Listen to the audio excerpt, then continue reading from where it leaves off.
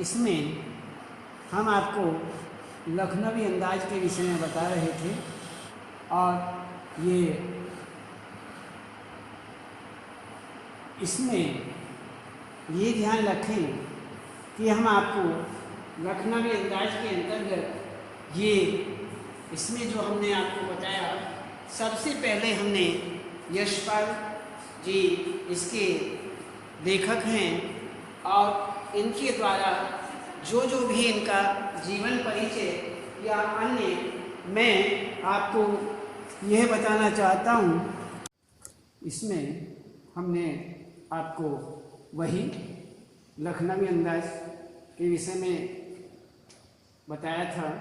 लखनवी अंदाज में सबसे पहले यशपाल जी के विषय में आपको सब कुछ बताया, इनका जीवन परिचय, साहित्यिक परिचय, जीवन परिचय और अन्य इनका साहित्यिक परिचय, रचनाएं, कहानी संग्रह, निबंध, उपन्यास, संस्मरण, नाटक, साहित्य विशेषताएं आदि, भाषा शैली आदि, ये हमने आपको इसमें सब बताया।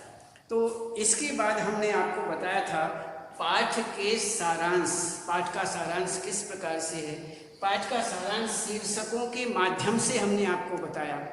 इसमें एक अब ये देखना है कि अर्थ ग्रहण संबंधी जो प्रश्न हैं वो किस प्रकार से आते हैं, इनके विषय में हम विचार करते हैं। तो इसके विषय में बताएंगे। सबसे पहले इसमें हम देखते हैं अर्थ संबंधी प्रश्न, अर्थ ग्रहण संबंधी प्रश्न। तो इसमें हम आपको कुछ संकेत देते हैं। मुसफ़्फ़िल एक सबसे पहले संकेत है। संकेत में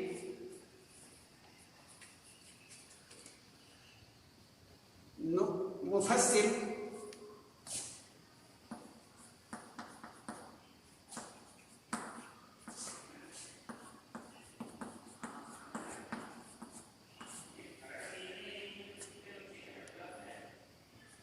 की पैसेंजर,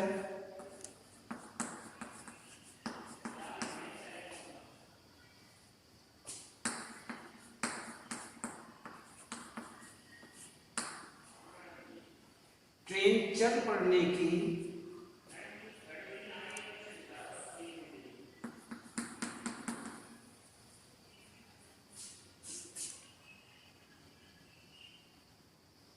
और डॉट डॉट डॉट जाने के संकोच में।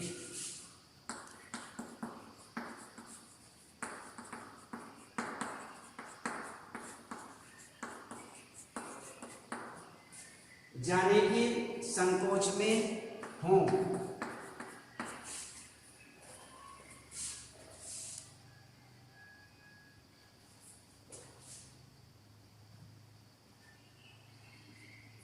तो ये आपका इसमें एक संकेत गद्यांश।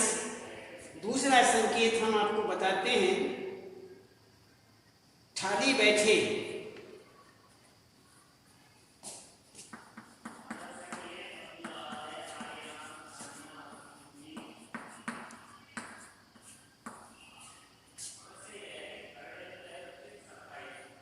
ठाली बैठे कल्पना करते रहने।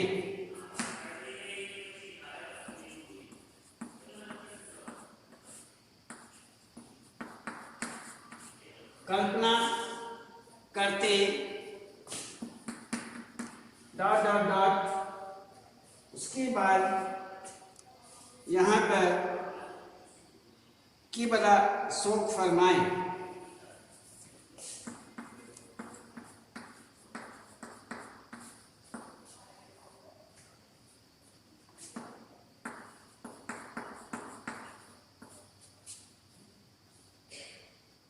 शोक फरमाए।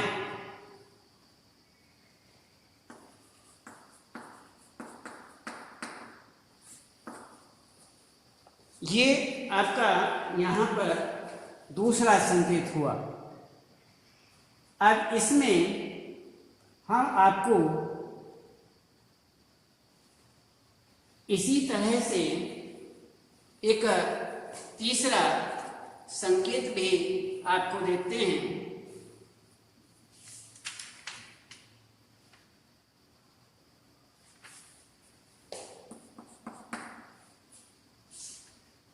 लखनऊ स्टेशन पर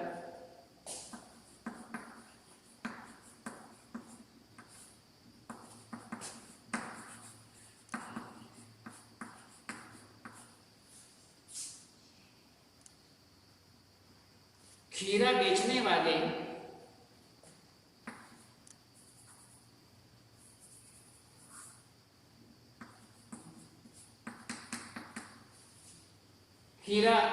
बेचने वाले डॉट डॉट डॉट की बला शोक फरमाएं।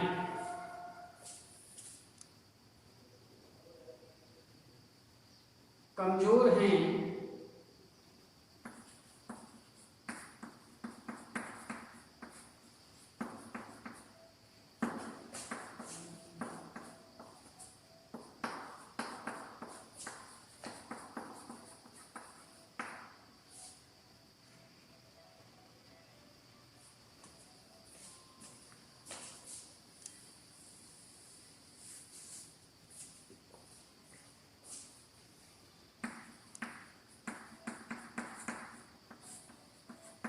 कमजोर हैं कि बला शोक फरमाए।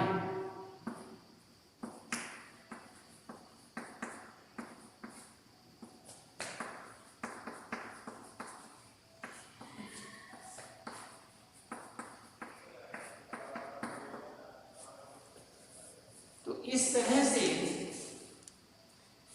और आगे भी देखिए कि नवाब साहब ने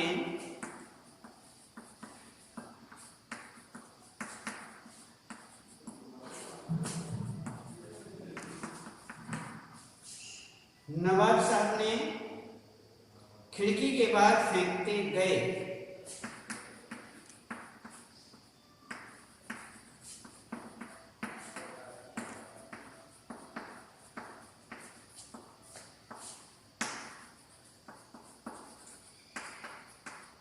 खिड़की के बाहर फेंकते गए। तो इस तरह से वैसे तो और भी हैं, चलो एक और लिख देते हैं। ध्यान रखना, नवाब साहब ने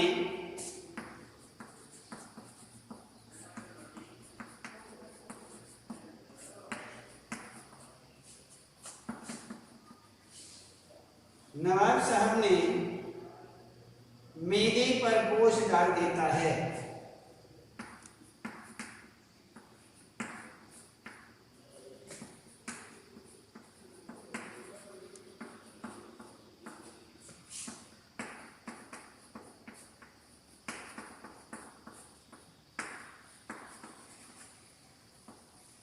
मेदे पर बोझ डाल देता है।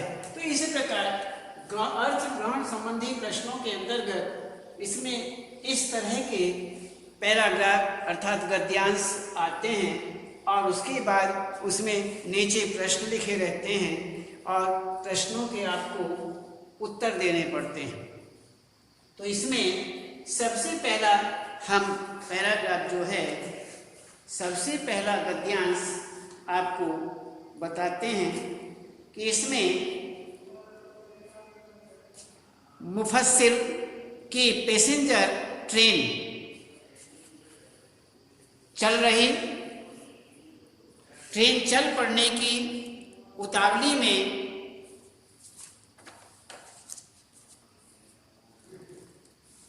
फुंकार रही थी।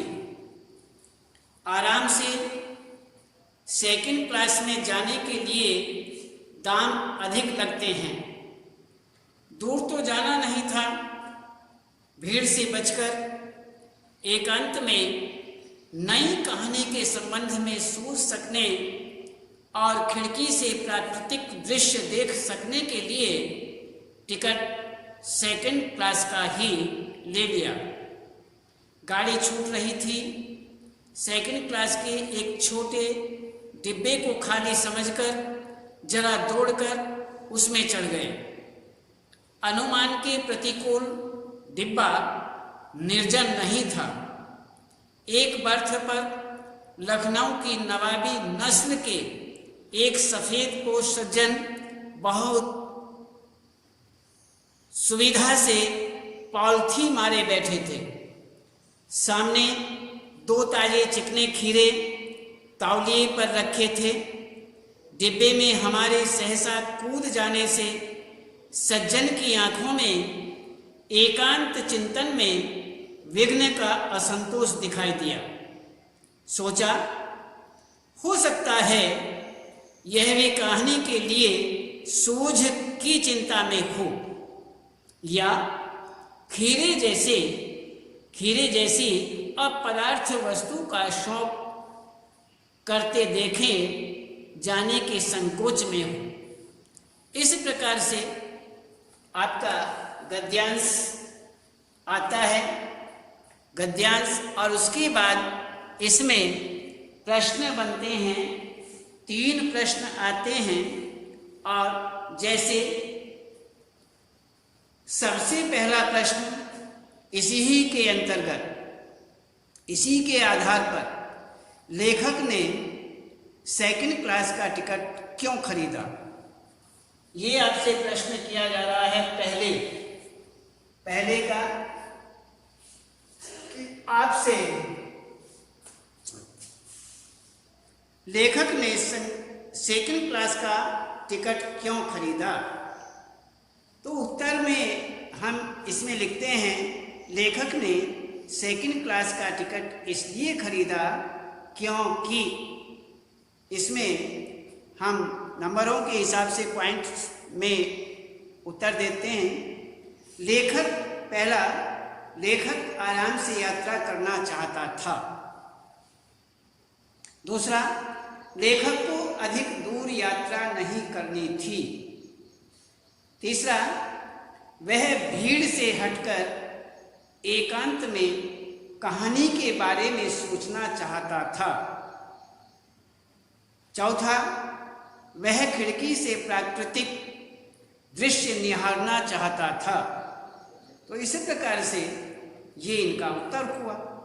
दूसरा प्रश्न है, लेखक ने जिस अनुमान के साथ सेकंड क्लास का टिकट खरीदा था वह गलत कैसे निकला। उत्तर में लेखक का अनुमान था कि सेकंड क्लास का डिब्बा सुनसान होगा, वह एकांत में आराम से यात्रा कर सकेगा, परंतु उसका अनुमान तब गलत निकला जब उसने देखा कि डिब्बे में एक सफेद और सज्जन पॉलिथी मारे पहले से ही बैठे हैं। तीसरा प्रश्न आपके सामने है, डिब्बे में बैठे सज्जन ने लेखक के आने पर क्या प्रतिक्रिया व्यक्त की। उत्तर में डिब्बे में बैठे सज्जन ने लेखक के आने पर असंतोष और परेशानी का भाव प्रकट किया। वे खुद भी अकेले बैठकर खीरे का आनंद उठाना चाहते थे। ये आपके सामने इस तरह के प्रश्नों और उत्तर हुए। ये हमें इस तरह आपको प्रश्न और उत्तर देने पड़ते हैं, इसमें आप ध्यान रखेंगे। अब इसी तरह से हम आपको अब दूसरा जो है इसके विषय में, दूसरा गद्यांश जो है इसके विषय में बताते हैं। इसको ध्यान से सुनिए। इसमें ठाली बैठे, गद्यांश है, ठाली बैठे कल्पना करते रहने की पुरानी आदत है। नवाब साहब की असुविधा और संकोच के कारण का अनुमान करने लगे। संभव है नवाब साहब ने बिल्कुल अकेले यात्रा कर सकने के अनुमान में किफ़ायत के विचार से सेकंड क्लास का टिकट खरीद लिया हो और अब गंवारा न हो कि शहर का कोई सफ़ेद पॉस उन्हें मझले दर्जे में सफ़र करता देखे। अकेले सफ़र का वक्त काटने के लिए ही खीरे खरीदे होंगे और किसी सफ़ेद पॉस के सामने खीरा कैसे खाएं। हम कनखियों से नवाब साहब की ओर देख रहे थे। नवाब साहब कुछ देर गाड़ी की खिड़की से बाहर देखकर स्थिति पर गौर करते रहे। ओह, नवाब साहब ने सहसा हमें संबोधन किया। आदाब अर्ज़ जनाब, खीरे का शौक फरमाएंगे। नवाब साहब का सहसा भाव परिवर्तन अच्छा नहीं लगा। इसमें नवाब साहब का सहसा भाव परिवर्तन अच्छा नहीं लगा। भांप लिया। आप शराफत का गुमान बनाए रखने के लिए हमें भी मामूली लोगों की हरकत में लथेड़ लेना चाहते हैं। जवाब दिया, शुक्रिया, केवला शौक फरमाएं। इस प्रकार से यहाँ आपके सामने यह गद्यांश बनता है। गद्यांश में सबसे पहला प्रश्न जो है ये आपके सामने आता है कि लेखक नवाब साहब के बारे में क्या क्या कल्पनाएं करने लगा। जो लेखक है वो नवाब साहब के बारे में क्या क्या कल्पनाएं करने लगा, ये प्रश्न हुआ। इस प्रश्न के उत्तर में हम आपको उत्तर है एक कि लेखक नवाब साहब के बारे में कई कल्पनाएं करने लगा। जैसे पॉइंट्स में नंबर से कि पहला, उसके आने से, अर्थात लेखक के आने से उसके आने से नवाब साहब को असुविधा हो रही होगी। दूसरा, नवाब साहब ने किफ़ायत के विचार से सेकंड क्लास का टिकट खरीदा होगा। तीसरा, वे नहीं चाहते होंगे कि उन्हें सेकंड क्लास में यात्रा करते कोई देखे। चौथा, नवाब होकर वे साधारण से इंसान के सामने खीरा कैसे खाएं, ये इनके उत्तर बनते हैं। तो इसमें दूसरा प्रश्न बनता है कि ये हम देखते हैं कि इसमें नवाब साहब ने लेखक के साथ कैसा व्यवहार किया। उनके व्यवहार में अचानक क्या परिवर्तन आया, ये देखने की बात है कि इस प्रकार का प्रश्न आपके सामने। तो उत्तर में हम लिखते हैं कि नवाब साहब ने लेखक के साथ उपेक्षापूर्ण व्यवहार किया। नवाब साहब ने लेखक के साथ उपेक्षापूर्ण व्यवहार किया। उन्होंने लेखक से बात करने की पहल नहीं की। अचानक नवाब साहब को अपने सामने रखे खीरों का ध्यान आया और उन्होंने लेखक से खीरा खाने के लिए पूछा। इसी प्रकार से तीसरा प्रश्न आपके सामने आता है, लेखक ने नवाब साहब का प्रस्ताव क्यों अस्वीकार कर दिया। उत्तर में बताते हैं कि लेखक स्वाभिमानी व्यक्ति था। नवाब के उपेक्षित व्यवहार से उसका स्वाभिमान आहत हुआ था, अतः उसने नवाब द्वारा खीरा खाने के लिए दिया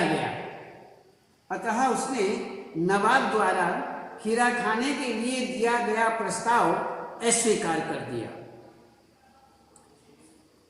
प्रकार से ये आपके सामने तीनों प्रश्न बनते हैं। अब हम इसके बाद यह गद्यांश देखते हैं लखनऊ स्टेशन पर। इसके विषय में यह गद्यांश आपको बताते हैं कि लखनऊ स्टेशन पर खीरा बेचने वाले खीरे के इस्तेमाल का तरीका जानते हैं। ग्राहक के लिए जीरा, मिला नमक और पिसी हुई लाल मिर्च की पुड़िया भी हाजिर कर देते हैं। नवाब साहब ने बहुत करीने से खीरे की फांकों पर जीरा, मिला नमक और लाल मिर्च की सुर्खी बुरक दी। उनकी प्रत्येक भाव भंगिमा और जबड़ों के स्फुरन से स्पष्ट था कि उस प्रक्रिया में उनका मुख खीरे की रसास्वादन की कल्पना से प्लावित हो रहा था। हम कनखियों से देखकर सोच रहे थे, मियाँ रईस बनते हैं, लेकिन लोगों की नज़रों से बच सकने के ख्याल में अपनी असलियत पर उतर आए हैं। नवाब साहब ने फिर एक बार हमारी ओर देख लिया। वल्लाह, शौक कीजिए, लखनऊ का बालम खीरा है। नमक मिर्च छिड़क दिए जाने से ताजे खीरे की पनियाती फांके देखकर पानी मुंह में जरूर आ रहा था, लेकिन इनकार कर चुके थे। आत्मसम्मान निभाना ही उचित समझा।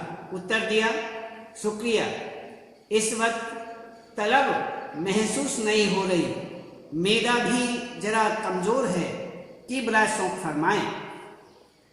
इस प्रकार से यहाँ ये आपका गद्यांश बनता है और इस गद्यांश में हम आपको इस प्रकार से प्रश्नोत्तरी के विषय में बताते हैं। इसमें सबसे पहला इस अर्थ ग्रहण संबंधी प्रश्नों के अंतर्गत सबसे पहला इस गद्यांश के आधार पर यह प्रश्न आपके सामने है कि इसमें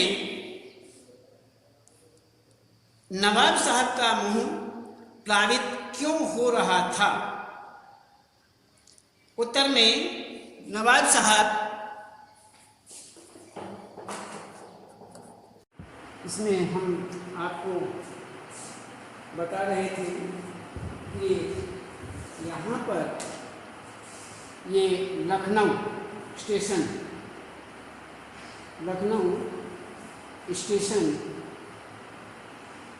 इसके विषय में प्रश्न बना, नवाब साहब का मुंह प्लावित क्यों हो रहा था।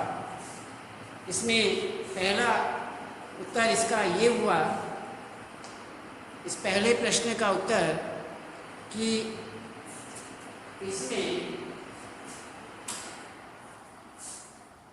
इसमें नवाब साहब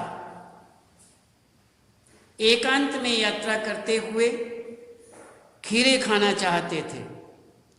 उन्होंने लखनऊ स्टेशन पर खीरे खरीदे थे, जिनके साथ जीरा, मिला नमक और लाल मिर्च भी मिली थी। उन्होंने जब खीरे की फांकों पर लाल मिर्च और जीरा, मिला नमक छिड़का तो स्वाद की कल्पना से उनका मुंह प्लावित होने लगा। तो इसी प्रकार से यह इसका उत्तर हुआ। दूसरा प्रश्न हमारे सामने आता है, खीरे खाने में लेखक का आत्मसम्मान किस तरह से आड़े आ रहा था। उत्तर में नवाब साहब ने लेखक के सामने पहले ही खीरा खाने का प्रस्ताव रखा था, जिसे लेखक ठुकरा चुका था। अब खीरे की कटी फांकों पर नमक मिर्च छिड़कने से फांके पनी आने लगी थीं, जिसे देखकर लेखक का मन खाने को कर रहा था, पर अब उसका स्वाभिमान उसे ऐसा करने से मना कर रहा था। इसी प्रकार से तीसरा प्रश्न आता है कि कौन अपनी असलियत पर उतर आया था और कैसे। उत्तर में यहाँ पर बताते हैं कि नवाब साहब अपनी असलियत पर उतर आए थे क्योंकि लेखक के सामने वे खीरा खाने की पूरी तैयारी कर चुके थे। नवाब साहब तो इसी प्रकार से यहाँ पर खीरा खाने की पूरी तैयारी कर चुके थे। ये पूरा नवाब साहब अपनी असलियत पर उतर आए थे क्योंकि लेखक के सामने वे खीरा खाने की पूरी तैयारी कर चुके थे। तो इसी प्रकार से यहाँ पर ये हुआ और हम इसी प्रकार से इस प्रश्नोत्तर को यहाँ पर व्यक्त करते हैं।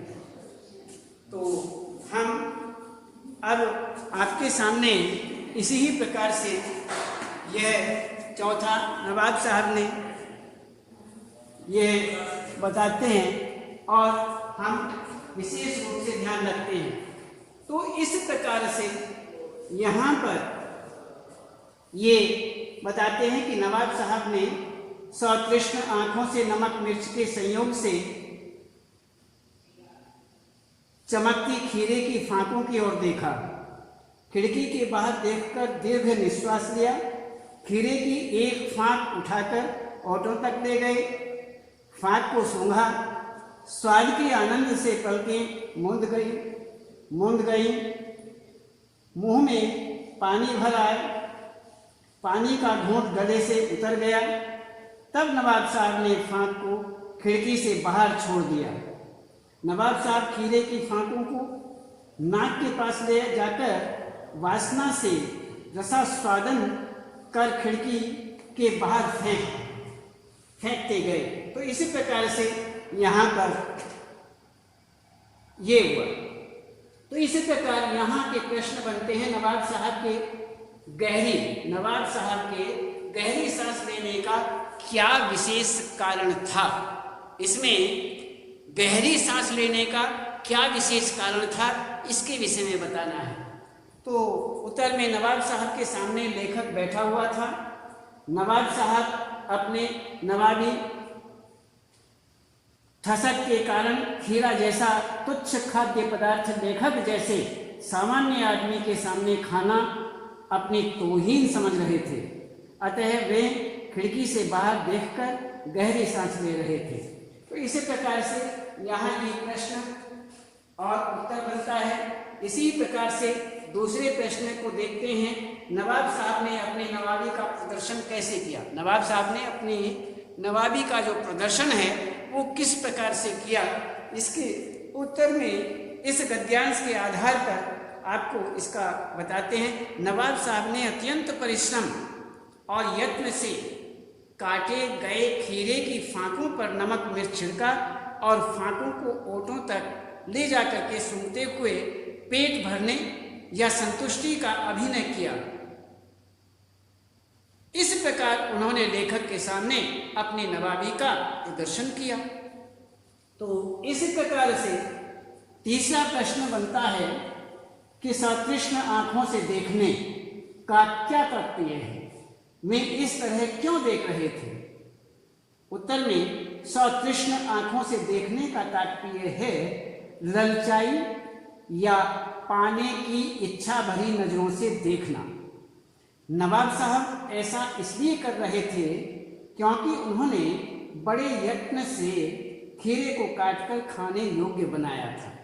तो इसी प्रकार से यहाँ पर ये प्रश्न और उत्तर बनते हैं। इसी ही प्रकार से आगे भी यहाँ पर आपके सामने ये नवाब साहब ने इस प्रकार ये मैं आपके सामने पढ़ करके बताता हूँ। देखिए, नवाब साहब ने खीरे की, ये गद्यांश है आपका 5वां गद्यांश है।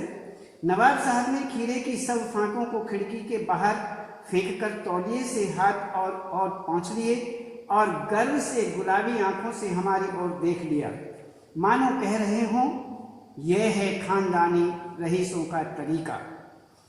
नवाब साहब खीरे की तैयारी और इस्तेमाल से थक कर लेट गए।